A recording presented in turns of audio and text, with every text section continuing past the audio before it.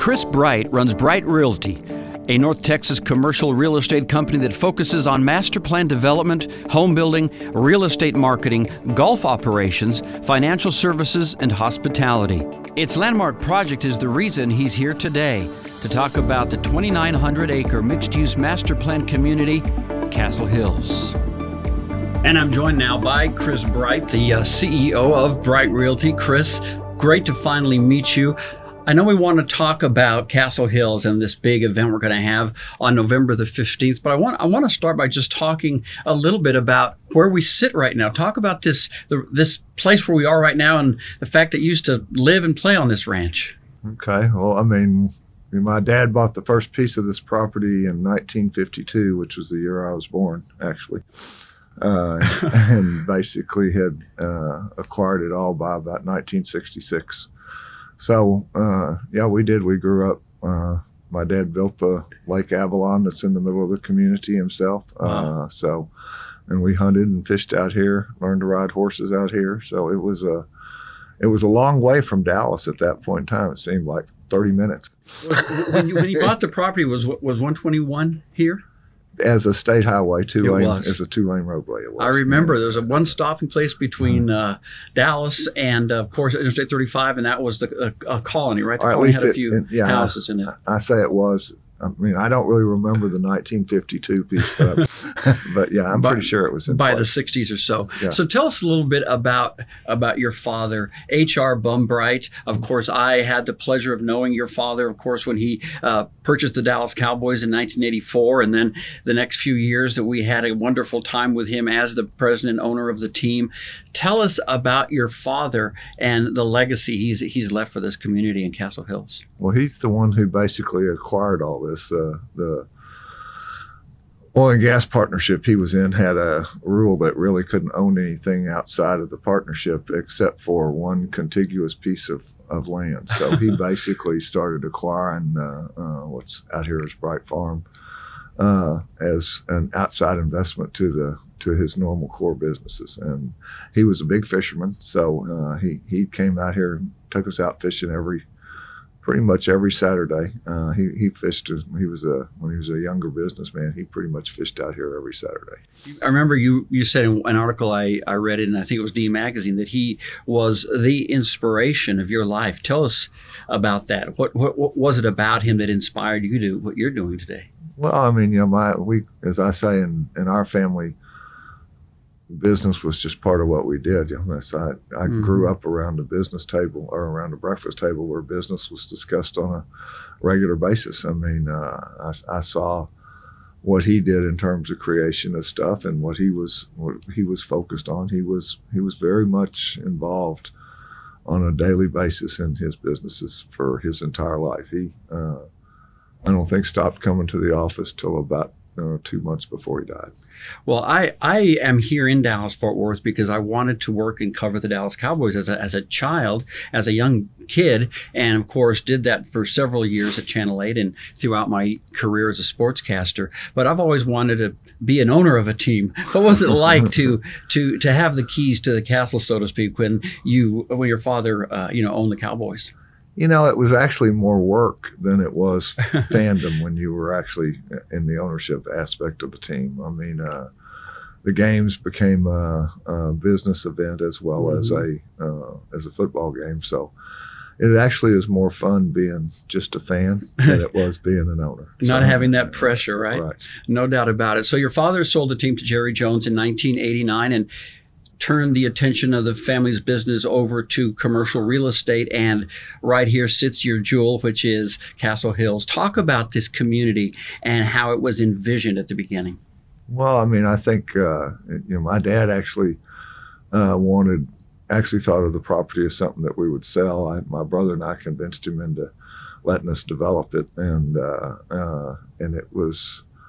It's a big enough piece of property. We compared it in size to Highland Park and University Park, and it was almost as large as the two of them combined. And we when we did the planning on it, we sat there and thought about it in the context of where we'd grown up, what we were familiar with. So it was a lot easier for us to approach the planning of it as what we were focused on doing wasn't recreating Highland Park and University Park, but recreating some of the community feel that existed in those two small municipalities in the middle of an urban area. Wow. Well, if you haven't been out here to see Castle Hills, you have to get people to really experience it, to see it, when you have this combination of residential living, the incredible business infrastructure that's here, along with this live, work, play feel of the outdoors that exists here. You talked about your father being an outdoorsman. How are you able to incorporate all those three together here in Castle Hills? Well, I think a lot of it is just the benefit of geography. I mean, having 121 that runs along the north side of the property, being 4 miles from Dallas North Tollway, basically midway between 35 and Dallas North Tollway, with 121 running along the north portion of the property. It was as much the geography that allowed us to create some of the business infrastructure and business thought process, along with the single family and residential community.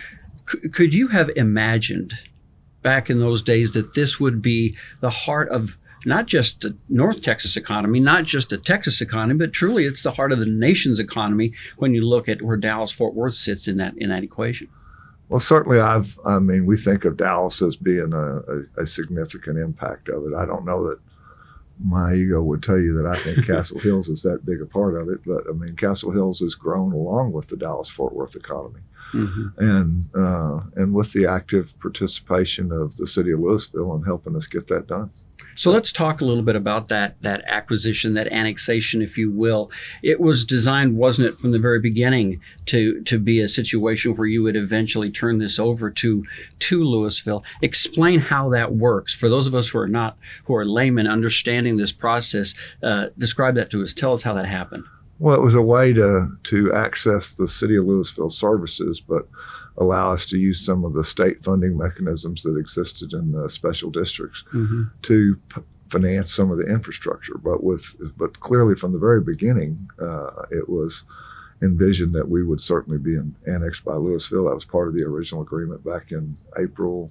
I think it was actually passed by Louisville April 1st of 1996. That's what I read. That's amazing. So it was. Yeah, we've had an ongoing relationship with the Louisville staff and the Louisville Council since then. I think I'm on my 5th mayor and we're about to be on my 4th city manager. Wow, that's incredible. So it's the continuity of that and the services that particularly Louisville has in the context of probably one of the most reliable water supplies of any of the municipalities in North Texas. Got that big lake right next door. It isn't just the big lake. They also, have access to City of Dallas water through a pipeline that they built. They have a secondary feed into Lake Louisville from Castle Hills through the Upper Trinity Regional Water District. So they're one of the cities with basically 3 different water supplies that come in to provide the city. And why is that so important to a municipality? Well, if you remember a couple of years ago when Plano and Frisco were having problems with North Texas Municipal in terms of the reliability of the water supply and how they were going to get things areas. Well, Louisville has built redundancy into those items, which from an industrial and development standpoint just makes it a very reliable provider. So on November the 15th, of course, we're hoping to have a press conference to announce, that this annexation is going to go through. Is anything standing in the way yet? Any business left to be done? I don't really think so. There's a lot of mechanics associated with the annexation and everything from the billing system for water and sewer and the regulatory overlay authority is changing. So I'm sure it will all go smooth as silk, but there may be a bump or two along the way. So tell me what that will feel like for you, Chris, for you and your brother Clay. You put so much work into this. November 15th gets here, and what's the emotion you're feeling at that point? Well, I don't know that we think of the world as having changed that much. It's we still probably have 500 acres left to develop out here. So, so we still have a long ways to go in terms of fulfilling the full development potential, but it kind of allows us to pass off a lot of and provide additional services to the residents of Castle Hills that we couldn't provide in the format that we had. So I think I think of it as a bigger benefit for our residents than maybe for our business side. And what about for the city of Louisville? I mean, we see obviously the benefit of adding, that 2,900 acres and the residents and the way it takes this population. But what does that do for a city to have that added value? Well, I think that it somewhat changes the demographics of the city of Louisville in a positive way. I mean, since Castle Hills is so much newer than old Louisville, I think our single family house value is almost twice what it is average in Louisville. So it'll pull up the overall demographics of the city. It adds, I think we currently have a population of somewhere 15 to 18,000 people. So it will add to that. We have close to $3 billion in ad valorem tax value, which the city gets the benefit of. We have, and we've created that in about a little 11 or 12% of what the city of Louisville's total acreage is, which is a little over 20,000 acres. So incredible. So pretty amazing. And I can't let this pass without saying we're sitting here at the Realm at Castle Hills at Venture X. Why is having this part of it, this $1.5 billion investment within Castle Hills, so important to building this dynamic that you have here with business and residential? Well, I think that's really if you look historically, I think the mixed use environments are the way the world has grown. And if you look at most of the parts of the world in Europe or stuff like that, the businesses and the workplaces and the residential have not been as separated as we historically have done in the U.S. Right. And I think that what you're seeing as you go forward in development is that mashing of the uses together is what people want. I mean, they don't want to have to do a 45-minute or an hour commute to get to work. They'd like to be able to do a 5 or 10-minute commute. Yeah, we've learned that during the pandemic. It's nice to stay home, isn't it? Yeah, so I think that mixing those uses together and the businesses being an actual part of the community is what actually creates the difference in these mixed use environments than in the bedroom cities. So congratulations on what you've done here, but we always got to ask, what's next? What's next for you, Chris? What's next for Bright Realty?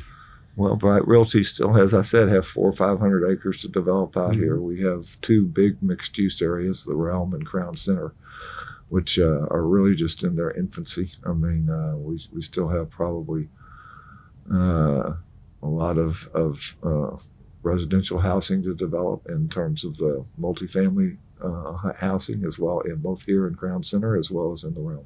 Well, I certainly think I speak for so many that wanted to say thank you to your family. Thank you for the vision, the legacy you've created. I mean, so many people are benefiting who live, work, and play in this area that I think I can say thank you for them and just really appreciate all that you have done. Well, I appreciate it. Thank you. Thank you very much for being with us, and thank you for watching The Big Move. I'm Tony Martinez.